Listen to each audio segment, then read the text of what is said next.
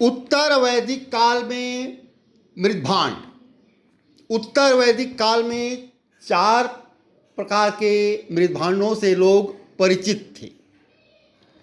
काला और लाल मृद्भांड, काली पोत वाले मृद्भांड, चित्रित धूसर मृद्भांड और लाल मृद्भांड।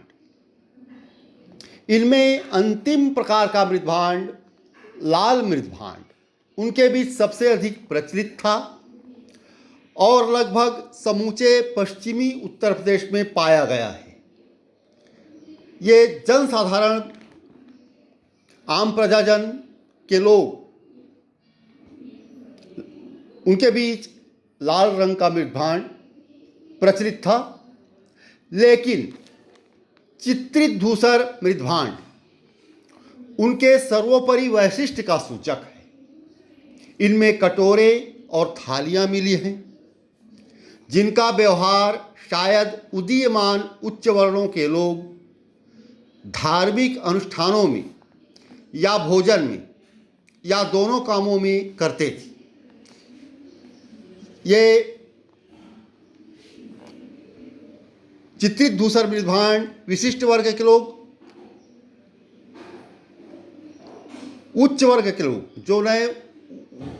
जो नई व्यवस्था उदित हुई थी सामाजिक व्यवस्था के अंतर्गत, ब्राह्मण, राजन्य या क्षत्रिय, जो साधन संपन्न थे, जिनका राज व्यवस्था पर अधिकार था, समाज संचालन का भार जिन पर था, वे लोग चित्रित धूसर मृद्भांड का प्रयोग करते थे।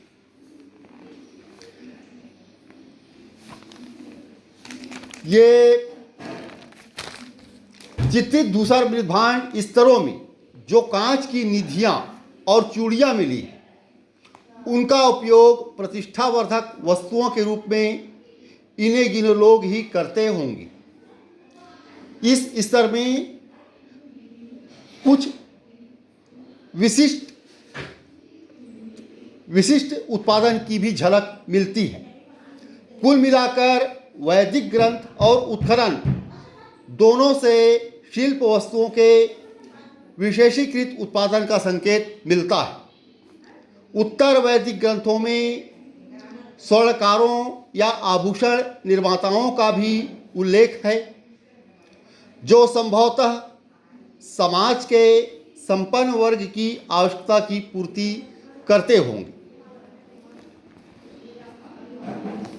इस प्रकार चित्रित धूसर मृद्भांड विशिष्ट वर्ग के लिए था, उनके बीच विशिष्टता का प्रतिष्ठा का सूचक था, और कांच की निधियां और चूड़ियां और अनेक वस्तुएं मिली हैं जो प्रतिष्ठावर्धक वस्तुओं के रूप में इन्हें गिने लोग ही किया करते थे।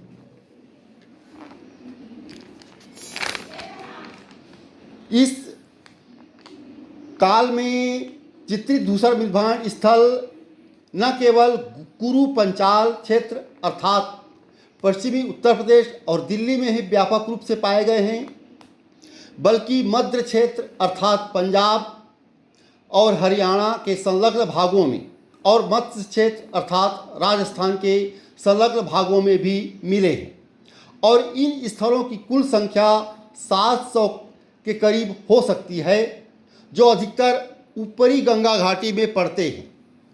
इनमें इन्हें गिने स्थलों का ही उत्खनन हो पाया है।